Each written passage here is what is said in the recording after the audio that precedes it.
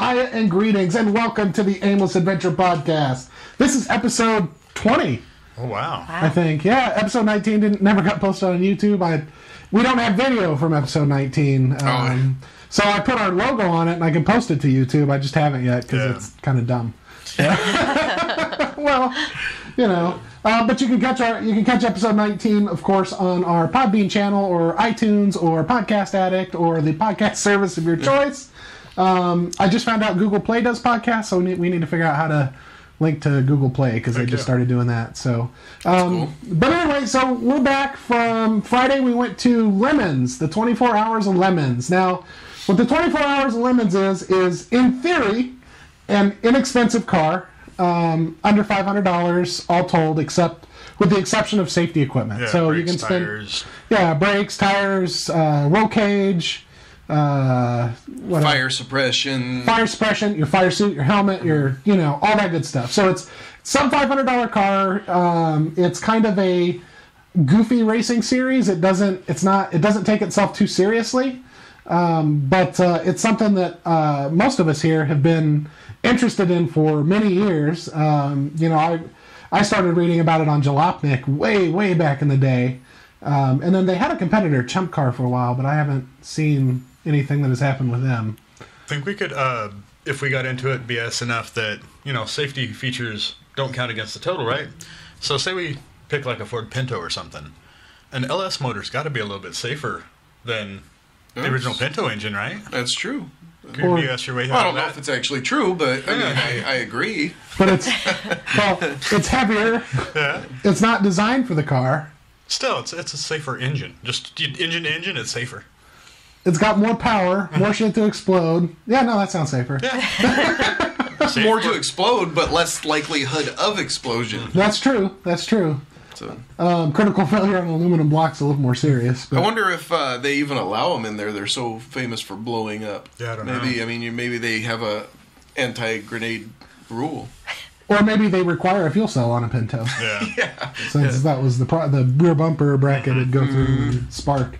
But anyway, so Danny kind of arranged for us to go to the 24 Hours of LeMons, and we had to leave a little early. I'll let Danny explain, but we had a little bit of a family emergency, and we were really looking forward to staying there. We had a really great spot to record our podcast from that you guys got arranged. But anyway, go ahead, Danny. Why don't you talk about 24 Hours LeMons, who you contacted, the staff, all that good stuff. So we didn't actually get to stay for the racing part of it, but one of the biggest things we were looking forward to checking out is the BS and the tech, which basically in LeMons you have two different techs to go through. You have your normal safety tech to make sure your car isn't going to kill you. The roll cage is good, brakes, tires, secure, not going to spill fuel everywhere, that kind of stuff. But then you also have this $500 limit you have to meet. So you have what they call the bullshit inspection, which basically you go in front of a judge. You show the judge the car, your engine, explain the work you've done to it, and convince them that you spent less than $500 on it. So we were looking forward to that. One of the coolest things about it is bribes are allowed. If you may encouraged, definitely encouraged. If you may have exceeded your $500 limit by a little bit, or mass tons of money there, but you're allowed to bribe your way out of it. Well, to try to bribe your way out of it. And I think your engines are supposed to be more or less stock, right? Like, if it didn't come with a turbo or supercharger, you're not supposed to put a turbo or supercharger on it. Right, exactly. And I'll talk about some of the cars a little bit too, but as an example, one of my favorite examples of trying to get their way through the BS was, if you remember the little Datsun. The little, they made it into a convertible. It's a Datsun like I don't remember. Z maybe? Exactly. Yeah. It's basically a Z car. It rolls up, looks like it's been rolled over. There's no roof, nothing but a roll cage in it. It looks beat to crap. And I think we got video of this car too. We did, and at least some good still pictures of the stock Datsun motor too. So he pops the hood on the thing. The judge walks over and he's like, and the team is like, yeah, absolutely, this is the one that came with the car, totally stock. They put Datsun on the engine covers. So, so what you see, GTO engine covers say Datsun. Right. So what you see when you open the hood is an aluminum block 6.2 liter LS motor with factory Datsun logos on it, perfectly stock. Seems legit. So, unfortunately, those guys' story wasn't real great, so they got penalized pretty good. But that is, I mean, I think that was a pretty good example. Yeah, that was one of the greatest examples, because the judge was kind of trying to lead him to the path of like, hey, lie to me or bribe me or whatever. And like, I think he gave him like a ridiculous amount of penalty laps, right? Like 50 something or like something that, crazy. And he definitely didn't flat out say, hey, look, if you'd lie to me, I'd let you do it. But he definitely gave him every opportunity. Definitely kind of gave him the opportunity to come up with some better BS. He was just thick. He didn't like get it, right? Like he was. I'm not going to lie to you. Yeah, he was like, I'm too honest. Blah blah blah. I'm Uncle Sam. And, and Uncle Sam didn't win any races. Right. And one of the big things about LeMons is the themes. I mean, it's not just racing series. It's themed racing. It's supposed to be funny and entertaining.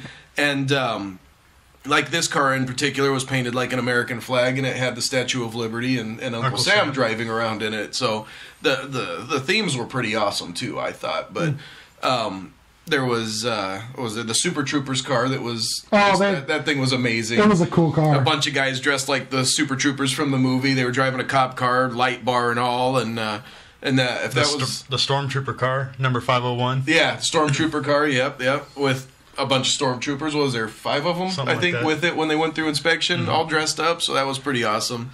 And I know we have some good pictures of that one too. Oh, and speaking of the bribing the judges, which car was it? Was it the? It might have been the 501st car where it had a supercharger on it, and when they popped the hood, there was a $20 bill taken with a supercharger. Yeah, exactly. It was a little 2.2 Chevy engine with the supercharger that was about the same size as the motor. Yeah, that was fantastic. Phil just plucked it out and stuck it in his pocket. Yes, he did. Yes, he did. And I mean, Phil, talk about the staff, man. That guy was awesome. I mean, I love the fact that. So we get there; they're not quite open yet. We start asking questions. We talked to Kim, was her name, right? We talked to Kim. She's like, oh, yeah, you guys are the ones we heard were coming. So they were excited to have us. They were obviously very busy. They were 15 minutes away from opening for the day. But she instantly grabs one of the judges, says, hey, these are the guys that are media, and they want to know what the scoop is. And even though he was running by us at Mach 3 when he came by, he's like, brakes, come on, guys, let me show you where you can stand, what you can watch. We go outside and he starts showing us where everything's going to be set up. He literally tells us that they're so laid back that all they ask is we don't get in their way, and if we do get in the way, it's not that big a deal. They'll just tell us to move. Yeah, they'll just tell us and say, get our way, I'm trying to do something here. Literally, they gave us free reign to check out, see, record, watch, whatever we wanted to do. And so this is coming from the guy that if you ask just about any participant was the asshole. He was a self-admitted asshole. The ball buster. He's the ball buster. Yeah, Steve. And Steve he was the ball buster. Everybody was just so accepting. We wanted to check out the tower to see if maybe there's a good vantage point for the track and everything. And one of the guys like, they normally don't let people up there, and we're like, well, we're media, and they're like, oh, have at it then. And it's just really cool. The tower, speaking of which, they had a tower because this place is kind of unique. It's actually an airport with a racetrack built around it. So it's pretty cool because the tower is the actual control tower for the airport, it appears, right? I mean, that's what it looked like to me anyway. And the rules, it's kind of funny. They actually have a rule for it applies to drones and aircraft. Sorry, the insurance people insist. No intentionally flying machines allowed on site. The intentionally is in parentheses, meaning like, you accidentally send your car into space. It's not that big a deal. But the greatest part about that is this is an airport. So track's hot. There's probably 15, 20 cars screaming around it during the testing hours, and they literally had to throw out the flag, bring all the cars off the track so that they could land an airplane on the front straight. But the story about that was pretty awesome. I don't know if you remember or heard the girl talking about it, but it was the owner of the track that was flying in, and he called them and was like, hey, look, I know you're doing hot laps right now, but I will pay you $1,000 to shut down the track so that I can land my plane. Yeah. The owner of the track was like, I will pay you $1,000. And he was going to go, nah, we don't need the money. So that was pretty cool. I mean, it's not too often you see race cars get cleared off the track so an airplane can land. Right. Yeah. So, especially when it's in direct violation of the rules. Yeah. Right.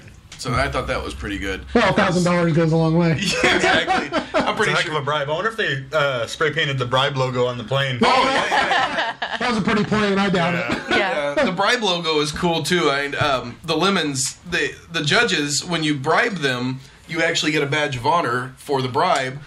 They have a stencil, and they literally walk over and spray paint the bribe logo on your car to show that you earned that badge of honor by having a successful bribe. This was a high dollar stencil. It was carved out of a checks box. Yeah.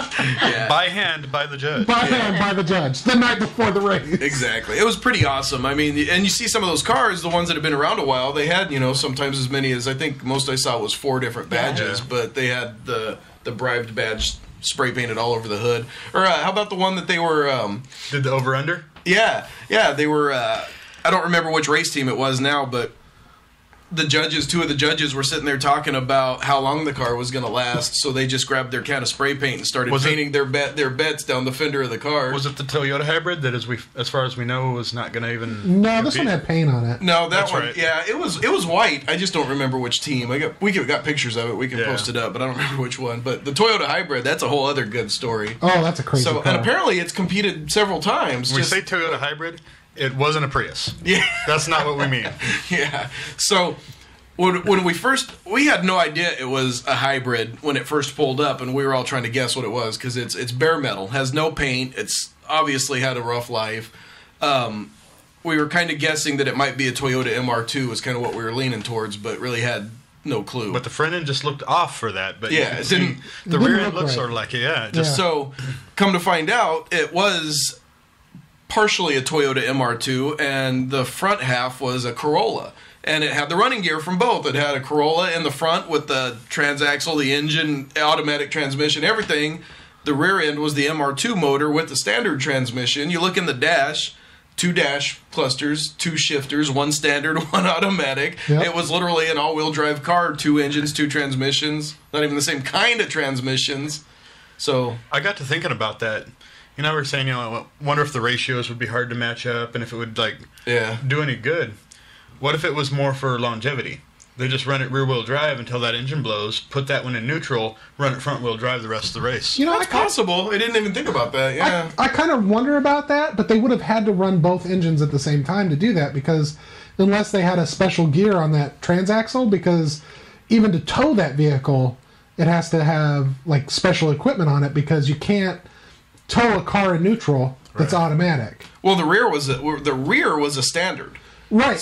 But the front was still... Oh, yeah, so even if they ran the front first, they'd still have the issue with it of burning up the transmission. Or maybe they just don't care. Yeah, it would eventually just run free.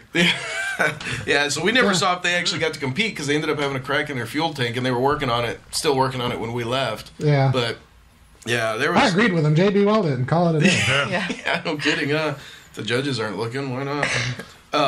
But yeah, the race teams, even the race teams, anybody we talked to was just great. Nobody seemed to care that we were in the way. Everybody let us kind of do what we want. It was pretty awesome. What was pretty interesting, though, was we were talking about it when we were sitting up there in the tower watching them do their hot laps or whatever. Mm-hmm. The new teams were all out there busting their cars up, on a day that wasn't even official racing, where the Nyan car and all the other really experienced guys that you see in all the pictures and have made the index of affluency for years and years and years. Those guys were the Rambler. Yeah, the Rambler. They were back in the pits, just chilling and barbecuing and grilling and making sure that their cars were their brakes were good and oil changed and stuff like that. They didn't run. We didn't see them run any laps. Yeah, and the 24 Hours of LeMons race. It's an endurance race. You're racing for 2 solid days, sun up to sundown, and it's not the first one across the finish line. It's the person that completes the most laps during those 2 days. So it's when you start adding in those extra hot laps on the day before. You literally could be we're talking 30 hours of driving in that weekend. So and these cars, that's hard on a normal car, much less a 20-year-old $500 car. Yeah, exactly. Yeah. And there was literally the Hyundai Excel. It literally looked like they had welded a roll cage in the junkyard and then tried to get it to the track. And that thing was awesome. They didn't even wash it. You could see where everywhere they touched it, they left fingerprints because there was a decade of dust and paint faded. Yeah, exactly. And when they'd go to start it to leave the judging box, it let it stop. Let it stop. Now try again. No. Awesome. But they still had no problem throwing a roll cage in it and let's go racing. And as of yesterday, it was still making it at least a few laps. So it was pretty cool. Some of those teams were, just kind of phenomenal what they were making go around that racetrack. I thought. Yeah. Well, and we were talking about it earlier. My favorite car that we saw all day was still that little Chevy Sprint or Ford Fiesta. We weren't quite sure which one it was, but it had an intercooler that was literally just hanging off the front of it. But that thing was going around corners like a roller skate and up on one wheel. Like it was flying. We got pictures of it on our Facebook. Yeah. It's so cool. That corner tire was 6-8 inches off the ground at some point. Oh. He's just screaming right around, never lifting, and. Yeah, he looked like he'd raced before. Like he might, because he was taking a good line. And, and plus it takes a little bit of nuts to go around a corner with the back end of your car in the air and just keep full throttle and not worry about it. When they first started Hot Laps, we walked up to that edge of that track over there, and he went around, and we're like, "Damn, he's flying!" And that BMW came up, and he went big pucker factor going through that first turn because he almost went right off into that dirt. That was. I was like, ooh. Yeah, that was crazy. I don't know. I think it's really cool. I could totally see where not only is it the people that want to get into racing but don't have the budget for race cars, but I could also see it to where you've been in racing a little bit but want to refine your skills, and that's a really good way to go out there without destroying your $200,000 race car and finding extra track time down there any weekend if you have the travel time. And people might get a line of thought too if they're out there, $500 cars, it's demolition derby on a street track, but that's not the case. They're all about safety. If you're a douchebag on the track, they're really strict. They really want to race and have fun and compete and stuff. And if you're out there rubbing his racing mentality, you're going to get kicked out. Yeah, for sure. Now, just so everybody knows, it's not... Yes, it's, in theory, a $500 car. But, these teams are putting thousands of dollars into their cars, right? It's not... You don't have to, but you can. Yeah, it sounds cheap, but it's not really cheap. Yeah, cheaper than other forms of racing, but they've got the $500 limit for the car, but then they've got the roll cage, which is going to be $400 or $500 if you don't know how to weld. Then you've got the brakes, and we saw Willwood brake systems on shitty ass old cars that we know are $1,500 a piece. Those are super expensive brake systems, and then not to mention all of the safety gear, all the tools.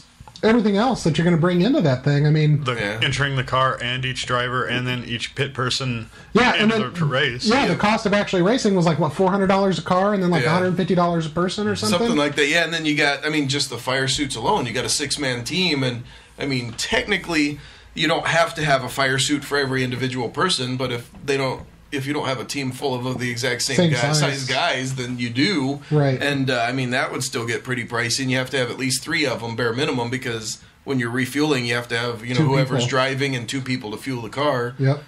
So you do have to have 3 fire suits in that case. Yeah. There's no way around it. Right. So but it was pretty interesting to see how safe it is, even though it's just flat out ridiculous what the cars are. The teams, everybody, there was, there was a race team. It was a bunch of giant-ass dudes in dresses. Mm-hmm. You had the Super Trooper guys that were dressed like cops. You had the Stormtroopers. The Hillbilly clan that was all in, overalls and stuff. With the Hillbilly chicks hanging off the back of it. Exactly. The anime cat crew. The Nyan car, Mm-hmm. Which were all a bunch of Asians. Yeah.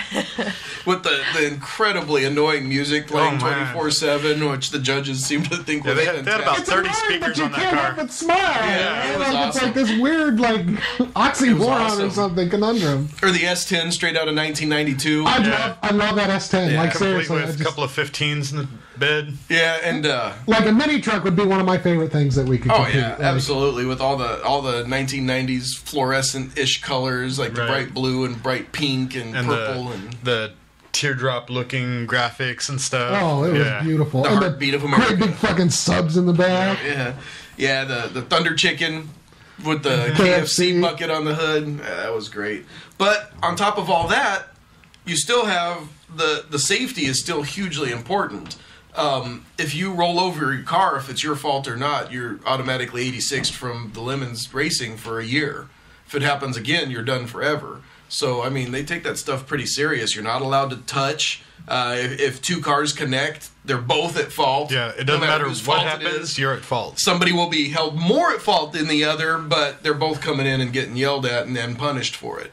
Yeah, I mean, they take that stuff pretty seriously. I thought it was cool. So not only is it reasonably priced as far as racing goes, but it's also probably one of the safer forms of racing that we've seen also. Yeah. So, I mean, you get your shit handed to you if you get caught doing something stupid that gets people hurt. So,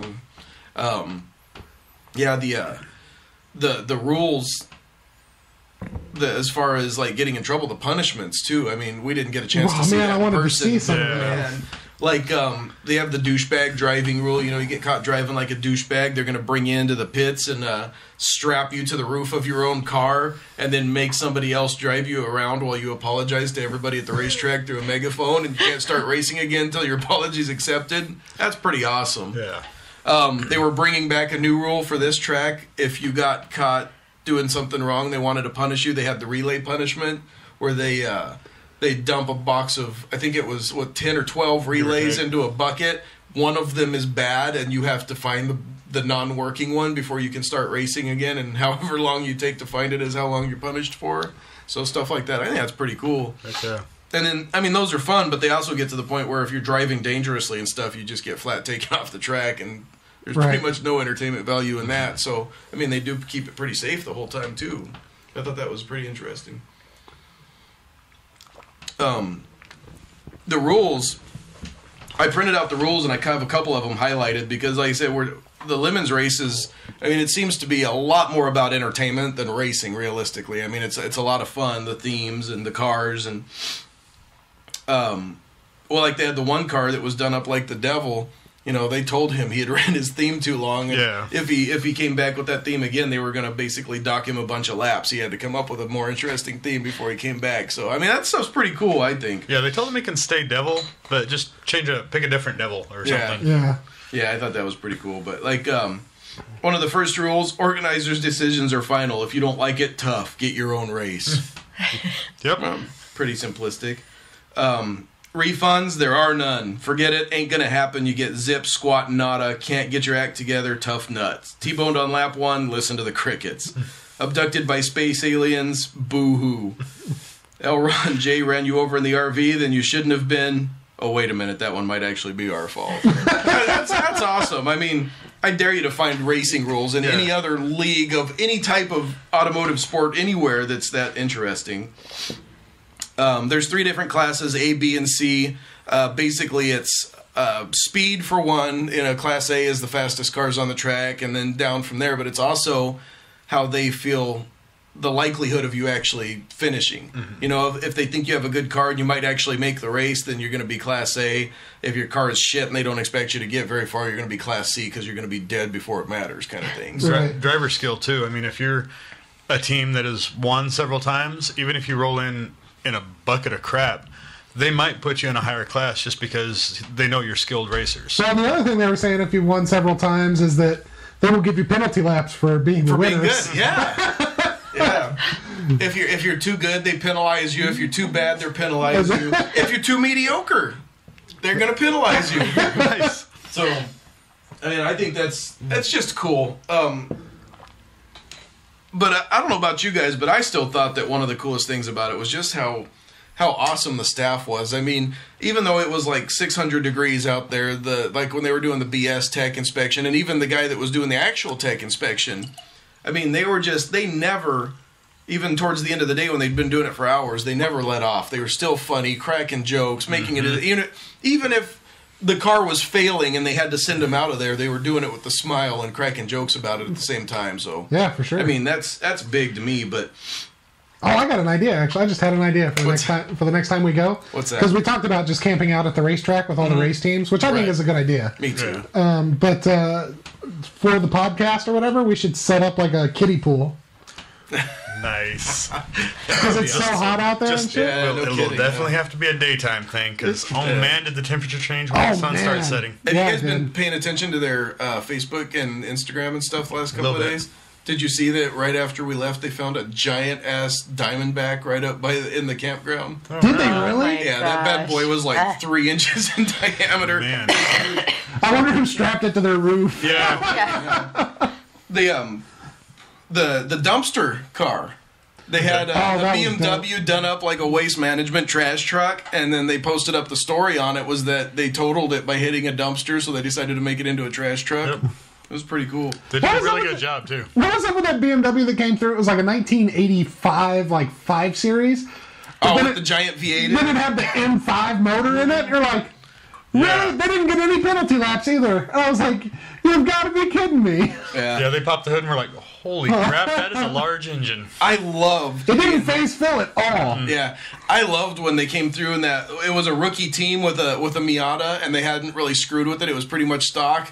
And they go to pop the hood, and he's like, "It's a Miata. I don't need to look." I don't need to see it. You guys are good. If you pass safety tech, you're good. I thought that was fantastic. He really didn't care. He wasn't interested. It's boring. Keep moving. What about that one team? Yeah, they didn't have like a real story or anything. They were just kind of they were just kind of there. So like they weren't trying to like play with them or BS them or anything. They're like, exactly. We bought this car like 2 weeks ago and put a cage in it. Which one? That one team that was like dressed in the 80s with their sleeves rolled up over their polo shirts, and the guy had the dude had the 24 shaved in his head, and the guy was like, "How does your spouse or your significant other feel about that?" And he's like, "She doesn't know yet." Yeah. I'm not sure if that was because of the 24 or because he had this amazing mullet. Yeah, and I don't know that he had the mullet before he showed up there. Yeah. See, that's what the theme of that MR2 should have been. The one with the Corolla in the front and the MR2 in the back. Yeah. Party so I was like... in the front, party in the back, yeah. Oh, that would have been fantastic. But it takes a long time to get your whole team to grow out 6 foot of hair so you can mullet it, though. Oh, yeah, good luck. I'll never do that. So. Damn you. The winner, the most you can win there is $601, and that's if you get the Index of Influency trophy, which is basically Judge's Choice favorite car of the weekend kind of thing. And that's paid in nickels. Yeah. Is it really? Yes. The winner gets paid $601 in nickels, and then the first place of every class gets paid $600 too, also in nickels. So you figure they have 3 classes and that one. I mean. And then it's $600 for the winner, $500 for second place, and it goes down to $300 or $400 after that, something along those lines. Every one of those is paid in nickels, so they have $4 or $5 grand worth of nickels laying around for the week. They need a 3/4 ton truck just to carry in all the nickels. The waste management. I like that when it lists, you get assigned your class as you're going through the BS inspection, and it just says right on there that the classes are assigned, aka pulled from our butts during inspection based on the judge's best guesses. And you can't bribe class. Right, you can't bribe class. You can only bribe the equipment, basically. Yeah, penalty laps. So, and then there was the dude that one of the most common bribes from what we can see is beer. Everybody shows up beer, booze in some shape, form, or fashion. And the one team showed up with a ripped plastic grocery bag full of loose cans of Kirkland beer. Beer, and then the KFC Thunderbird came with buckets of beer. Yeah. My favorite part about that though is not only did they bribe with Kirkland beer, it was very obvious they bought in like a 12-pack or a 30-pack. They bought like a 12-pack or a 30-pack. And here's a portion of it. They spent $4 on beer and gave them half of it. So I thought that was pretty cool. That was the Neon car, wasn't it? I think it was the Neon car. I think you're right. I think it was the Neon car. They were just totally prepared. Yeah, they'd been doing it for a while.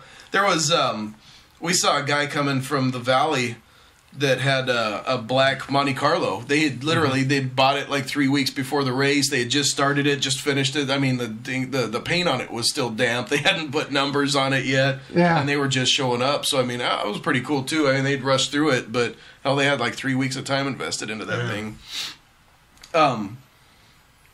The right of publicity rule. This thing's great.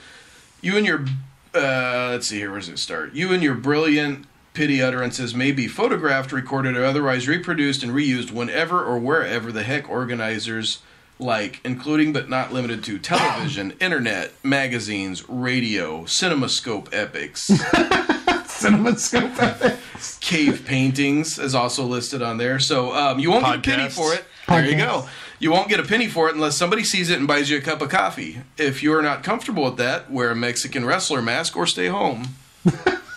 So I thought that was pretty impressive. Oh yeah, the aircraft one, that was great. We already talked about that. I mean, I've been to a lot of race events in my life, and that was absolutely the only one I've ever seen where they stopped racing to land an airplane. So I thought that was pretty cool. The eligibility, driver eligibility, it's talking about if you're 18 or under, basically you have to have a notarized permission slip from your parents. It also says, then you might also want to ask your parents or legal guardians why they'd ever allow you to do this. It probably means they've been poaching from your college fund. So I thought that was pretty cool. Winner or whiner eligibility. Whiners are not eligible to compete. If you believe that you might be a whiner, please check with your domestic partner, your guardian, or your healthcare professional before getting the rest of your team kicked the hell out of the race. So I thought, I mean, the rules are, obviously, especially since there's the roll cages and fuel and all that stuff, but they're pages, but that's just the funniest ones I thought I found out of there, but I thought it was pretty great. Yeah, so I've been seeing this thing forever, and I've wanted to do it forever, and then going there to cover it even just that one day as media has made me want to do it that much worse. Absolutely, so I agree. I am sure that by the time the next one rolls around, because they seem to come through Arizona once every 2 years. This is the first time they've been here in 6 years, but it sounded like they were going to make it a normal thing now. Has it been 6 years? Yeah, I didn't realize that either, but John looked it up, and the last time was at Firebird, and that was in 2010, right? Mm-hmm. 2010. Yeah. That does not feel like that long. I remember when they were there. And the winner from 2010 was here with a team. Yeah. So and the judges remembered. Yeah. That was pretty cool. But, so, hey, just for a fun exercise, just real quick, to spitball, if Aimless Adventure did a car for this race, what would we do and what would be our theme? And we can reuse ones we've already talked about, so because the audience isn't privy to them. The one that came up to my head is, as you had mentioned, finding an old wagon of some type and turning it into the Ghostbuster car. Ecto 1, yeah. I'm a huge fan of wagons, so I'm on board with that. We all kind of like wagons, so I started thinking. I remember as a kid, my dad had a 82-ish Buick station wagon. The thing was, it was ridiculously fast what it was, because it was on like the Cutlass and Monte Carlo chassis. It wasn't that big of a car, and it had a 301 V8. It might have been like, one of only 6 that actually ran. Right. But it was just stupid fast anyway, and it was a fairly small car. So, I mean, not as big as the original Ghostbusters car, but a slightly better chance of making it around the track. Right. Would you call it Ecto 13 or something, just to give it that edge? Something. Ecto 1982. 1982? Yeah, something like that. And then, because for anybody that hasn't watched these guys at all, which there's a billion videos of them on YouTube, LeMons race,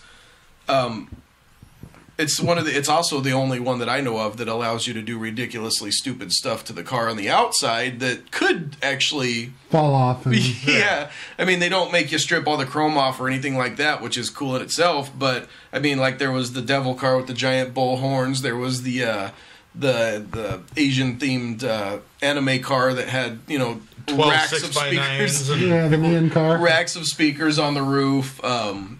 There was the 54 Ford that had fish fins all over it sticking out. Light. Oh, those foam things are going to fall off of there. Yeah. It was just pieced So far together. they haven't, and they're doing pretty good. Yeah, they've been leading their class all weekend, too. Wow. They were the only Class C I remember seeing. Yeah. Later, they ended up adding a couple, like the Hyundai. Were they Class C? Yeah, there was... I only saw...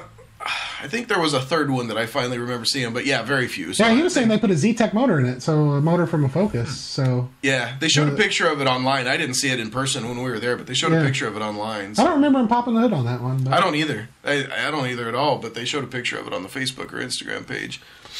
But yeah, I think that would still be my choice, something along those lines. And I still think it'd be cool to get like an early 90s Astrovan. Because, they make the 350 conversion kits to drop a 350 in those. Mm-hmm. It wouldn't be the easiest to work on roads or trackside and stuff because it's got the, little cubby under the dash and everything. Yeah. But paint that sucker black with the red stripe running up the side with the spoiler. 18. Rocking 18. What about you, Helen? Oh, I don't know. You don't know? You don't No, have anything that you'd I like think to all say? the ideas. I know that one, the KFC car. I just love that one. Our daughter works at KFC, so I had to take a picture and send it to her, and she was like, "That's And badass." we're KFC veterans. So. Yeah, I mean, we are Except for ours would too. have to be the B team at best. The B team? Yeah, At for sure. best. Something adventure aimlessly or something. I had a couple of ideas. Like, I like the idea of getting a third-gen Firebird and then making it the kit car. Yeah, that was cool. Yeah. I like that idea. And then the old Monte Carlo and painting it up like Dale Earnhardt stuff and calling it the Phelan Hard. Yeah. That's really good too. Yeah, a couple of things. You know, the Pontiac transport van or whatever, and doing like a Star Trek space shuttle theme. You know, All the Spaceballs. yeah, exactly. I mean, I think there's a lot of things we could do, a lot of fun things. And of course, just in general, the idea of mini trucking is, you know, my first favorite car was a mini truck. Right. So. I thought that thing was awesome. And any of those, I didn't see any this time, but one of the more common cars that I like to watch in any of these races that I've seen a few of recently is the Chevy Loves. Oh, yeah. That was a cool ass truck. Anytime Yeah. I've seen one of those Chevy Loves, they've had at least a few. I was really disappointed that Finnegan and Freiberger didn't show up. Yeah. You know, our favorite roadkill guys. Yeah, sponsors. That And was they have a awesome. mini truck with that big old 318 or whatever in the back of it, whatever it was running. Yeah, that was right in the bed. Yeah, that was pretty cool. So, Those guys, I think just about anything they drive would kind of qualify for LeMons. I mean, it makes Yeah. perfect sense that their roadkill is a sponsor at LeMons because it's. okay, so you said it was 6 years. I thought that their roadkill episode where they went to LeMons was in Arizona. No, they've done two, but I think one of them was in the Midwest and one of them was in California somewhere. Was it? Oh Yeah. man, I thought the one where they ran the 280 was the Rotson. Yeah, the Rotson. That thing is cool. That thing was awesome. The I thought that was in Arizona. For some Datsun reason. with the 4.3 Chevy engine in it. Yeah, for sure. All souped up with was it like a turbo off a Power Stroke or something like that? Yeah, it was a giant. just this Yeah, massive turbocharger. about as big around as the radiator. Yep. Yeah, it was literally, I mean, off of a Power Stroke truck, and they'd found it somewhere and shoved it on there and not really made it work right. It was Yeah, they got how many laps did they get? Like 24 or something? Yeah, Like that in was their 2 goal. days. They wanted to get 24 laps at the 24 hours of LeMons. they blew the transmission out of it, and it's a stock Chevy transmission behind a 4.3. So they just got on Craigslist and they found like a mid-90s Chevy truck that had the same transmission, they thought. So they went out and bought the whole damn truck, drove it to the track, yanked the transmissions out of them, and it was the wrong one, so they were still stuck. So, well, they ended up welding two of the gears together. Yeah, they ended up with only third and fourth gear or something like that. Yeah, so it was, I mean, which for, you know, that kind of racing is good enough, but yeah, it was pretty ridiculous. It was cool. Yeah, I don't know. I mean, kind of like you said, I've always wanted to race anyway, but then when you look at this stuff and just not only is it the fun of racing, but just the atmosphere is just awesome. I mean, the campground's packed full of guys that are all sitting around bullshitting about their horrible cars, and I mean, it's just a cool crowd. The staff, I mean, yeah, they bust your ass if you're doing something stupid, but other than that, I mean, it's very obvious they're going to sit around and drink with you in the campgrounds afterwards. You know what I mean? Mm-hmm. I mean, they expected you to show up to the rookie drivers meeting with beer. Yeah. You know, as part of the announcement, bring a chair and a beer and come sit down and listen to us explain to you how to race our track. Yeah, which we recorded, so we'll probably post that in its entirety on our YouTube channel. I haven't watched it yet to check quality level or anything, but we're probably going to throw it up regardless. Yeah, the icons on the sound levels looked okay, so I wasn't too worried about it. Yeah, even that was pretty cool. I mean, they Except for basically that guy that kept shimmying. Oh my god! Like, seriously! Oh, that dude was pissing me the hell off. I was almost like, hey, Bubba. We're filming here. Like, seriously. Like, he would shift and it just end up that much further over. That much further over, and at one point I, like, moved the camera. And he did it again. I'm like, you son of a bitch. It's like he was soft shoeing just slowly to the side. badly sneaking. They even that was pretty cool though, the rookie meeting, because it was basically they just had a meeting at the end of the day for anybody that hasn't done it before or anybody that wants to attend, And it basically just kind of gave you the scoop of how to, I mean, a lot of it was just how to not be an asshole pretty much. But, I mean, I thought it was pretty cool. They just talk about how to handle yourself, how to read the flags, how to not die. I mean, pretty good information, I thought. Yeah. I thought it was pretty cool. But even then, I mean, even as important as it was lighthearted and joking the whole damn time. Yeah, it reminded me kind of like my military safety briefings and stuff like that, where the guy would sit up there and like joke around. And, Yeah. So probably more beer.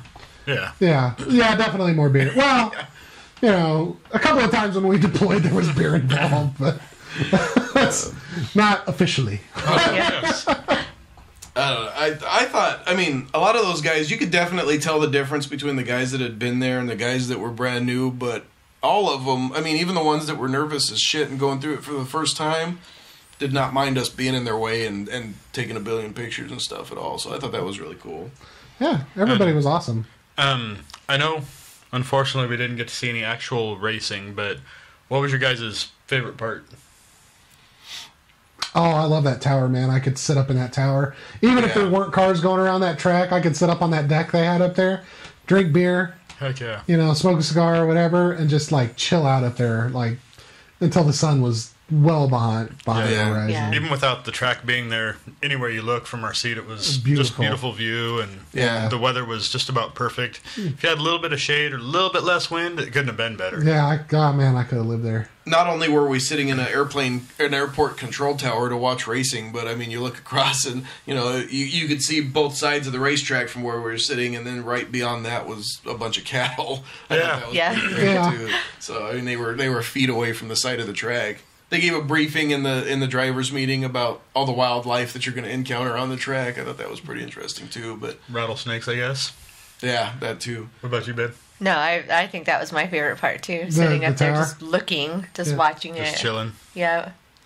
Mine by far was listening to all the people try to bullshit their way through the BS inspection, and him trying to just listening to how he explained stuff and how he called people on their bullshit, and I mean, it just really seemed like he caught every stupid little thing that came through there. Yeah, I love that part, except for the people who didn't get it, right? Like that was the downer. It was frustrating. Like some people just didn't get it. You just wanted to walk over and help and be like, dude, seriously, shut up. And exactly. I'll handle this. Here, I'll give you a receipt for that turbo. Hand it to the judge. Yeah. And that, and just the fact that even though it's for lack of a better term, it's crappy low budget racing, there was teams from everywhere. There was teams from Nebraska and Utah, Northern California. There was the team that showed up with the MASH unit car, the Porsche that was all done up like a MASH ambulance. Yes. And they towed it there in an old, probably a bus or something. 60s model school bus. Where it was all grounded and everything. Yeah, exactly. Same thinking. They said it was supposed to be a 12-hour drive, and it took them 30 something. Yeah. It's 20 miles an hour on the hills and stuff. That's just so that they could have a better aspect to their theme when they got there. They put up with 30 hours of unair-conditioned driving. Yeah, they could have towed it with a HD or whatever and been here. Yeah, the next day. They could have made their 11-hour drive in 11 hours, but they decided to make it in 3 days instead, so they could be more entertaining when they got there. Yeah. That shit's cool. I mean, to me, you're not going to get that at any other type of racing. I mean, even like around here, we have our local dirt track, and those guys are freaking awesome. I mean, we all know a bunch of them, but even then, none of them would drive for 30, 20 miles an hour in an old school bus to get there so that they looked cooler when they got to the pits. I think something else that should be mentioned is the age range of everybody, right? Oh, yeah, you had 16-year-old drivers, and then you had the 60-year-old guys who looked like they were set up to just drive their RV around with their fucking LeMons car on the back of it. Yeah, definitely. The fish car. Yeah, just all around the country because they're retired, and what the hell else are they doing? Is that the bucket list car? Oh yeah, the bucket list car was a different one. I can't remember which one it was. Yeah. That was one of the BMWs, wasn't it? No, maybe. I can't remember. I have pictures of it. I know for sure. But then there was the geriatric escorts. Yeah. Yeah. The little Sprint or whatever it was had the cackling witch music playing through it. That was great. Oh, but, yeah. Every class of people too. I mean, literally, you could tell there was people there that it took every dime they had, but there was also plenty of people there that looked like they could easily afford to go Race race something real better. cars. Yeah. Yeah, you know what I mean? So I thought that was really cool, too. It's just... Speaking of being able to afford, you know, we were blown away at how inexpensive those pit bikes were. Yeah. I looked up the price on those stupid electric big wheels. Easily twice as much as those pit bikes. I was like, holy crap. Those little... What were the model on those little Hondas? Do you remember? The Grom. The Grom, yeah. And they were 100 and something cc's, and they were 125. just under $500 a piece. That explains why there was a shitload of brand new ones running around at the race, Right, too. they're not. Yeah. I mean, hell, there had to be 6 or 7 of them that we saw at least. Those so. big wheels were $1,200, $1,400. That's ridiculous. Yeah. That, But yeah, my part, I mean, I like everything about it, but I just love the pageantry and the creativity, not just in costume, but how the vehicles were done up, like the waste management one. That was just an amazing job of making That that waste car management, yeah. look like a waste management truck, and but not just the aesthetic aspect of it, but you know, fitting those engines in cars that completely were not designed or they fit in, and doing the whole baseball bat thing to enlarge their fenders to fit bigger tires and everything. Just the creativity of how can I take this car, put this in it, and make it work and possibly win. And it's just really cool. Yeah, the engineering was amazing. I mean, they could have spent marginally more money and actually done those swaps in real cars and like gone to car shows with decent cars, and people would have been impressed. yeah. Well, they had the one car that had the whole turbo system was plumbed with home plumbing. Yeah. Like Easy pipe and stuff. Like you can see like the U pipe from under a kitchen sink on there, and the intercooler had air conditioning duct work. That one was it a Miata, had the trunk lid built out of cardboard. Yeah, that was a spoiler anyway. Yeah. No, the whole trunk Was too. it? Yeah, the whole trunk was cardboard. Yeah. Weight reduction, The son. trunk with spoiler Yeah. was made out of cardboard and painted very well. I mean, when it was closed, you couldn't tell. Yeah. Until they opened it, and you saw it kind of fold on itself and saw the holes in the cardboard. I like some of the guys, like the judges, like, we don't require hood pins, but put hood pins on your car. And then, you know, the guys that, well, you know, springs for the hood, that's, what, 5-10 pounds? Let's just do away with them. They just pull the pins, pull the entire hood off, and... Yeah, I thought that stuff was all really interesting. The teams, like you said, like the pageantry and stuff, like the Super Trooper guys, I think they had to be my favorite team there. Those guys were just cool as shit, but... they had the one dude there that was wearing a diff cover over his crotch. Yeah, a cod piece. And, They were shooting Nerf. right, stickies at it. that's what I was. They not only were they shooting him in the junk with the Nerf gun, trying to get the darts to stick to his diff cover, but when they showed up to the BS inspection, they actually had the judge take time out to back up the line for a few minutes so he could shoot at his junk with the Nerf gun too. So He had a weapon malfunction, though. He did have the clip fell right out of it. Yeah. no, junk weapon malfunction. Not good, but yeah, I thought that was. I mean, everything about it was just cool. I mean, just everybody was awesome. It was awesome. Yeah, I would have liked to have spent the whole weekend there, but Yeah, definitely. it would have been awesome. But yeah, like while we were there, the staff was amazing. They were just really welcoming and like happy to have us there. And we're just this tiny little podcast, and it was really awesome. Next time we go to one, maybe we should try to schedule to go to one in like Sonoma or something. So it's like, awesome weather and shit on top of it. And Right. Yeah, good excuse for a vacation. Definitely. Just saying. that's true. Couple-hour drive, swing by the beach for a day or two on the way back. Couldn't hurt. Just saying. That sounds awful. Yeah. Yeah. What are you thinking? But yeah, Just saying. touched on it earlier. Yeah, it would have been really nice. We went and talked to Kim and a couple of the guys and got pre-approved to record this podcast In the garage. in the garage that they were selling merchandise out of and everything. And Next to one of my favorite cars. yeah, it was just the whole garage. I don't care which vehicle you picked; it would have been cool as a background. Oh, I would have insisted on the Ariel Atom. That's like my favorite car in the world. There was some insane money in the cars that weren't being used around there too. Oh yeah, you that could tell. C5R got up there on the Yeah. track and started going around. And every time you turned a corner, there was some type of Porsche parked everywhere. That yellow one from the signs. Yeah. Well, they had that private area only, like you had to be a member or something Yeah. to even go down that one. There was a LeMons car that came out of there, but I don't think he was supposed to be over there. Well, you never know. It could be people that owned those hangars that actually decided to compete or something. That could be too. I don't know. I kind of got the impression that the bottom garage where all the lifts were, where that crossfire was up there and the dudes were working on the gas tank that was out. I kind of got the impression that the team that was, I think it was a legit MR2, not the half and half one, but I kind of got the impression that was their shop. Okay. The red and the black one? Yeah, it kind of seemed like they belonged there. You know what I mean? Quasi like the Ferrari fake? Yeah. Yeah, I think that was, kind of seemed like it was, they were at home. So, I don't know. Could be. That makes sense. Could be. Cool. Awesome. Any closing thoughts or? No, just a big thank you to the LeMons guys. Thank you for having us. And absolutely. We apologize. The coverage wasn't as much as we would have liked, but we look forward to covering it again. Yeah, absolutely. Hope you guys come back next year. Definitely. And if you put it in 2 years, we might just have a car. So yeah, that would be awesome. I don't know about next year, but maybe in 2 years we might have a car. So definitely hope so. I think it would be awesome. Definitely a bucket list thing. That's for sure. It's one of those things we'll just have to keep an eye on Craigslist and start texting each other. Hey, did you see this? What are you doing? Yeah. Do we have a place to store it until we're done? Yeah. That's the big thing, right? Like, there's no room in my garage and in this neighborhood. Yeah. You can't park in front, so yeah. All right. Cool. Well, I guess that's the end of our podcast for the day. Just our 24 hours of LeMons special. Hope it didn't leave a sour taste in your mouth. But the Aimless Adventure podcast is about all kinds of geek, whether it's tech, video games, car geek, you name it. If you've got a passion for it and want to... There was cosplay there.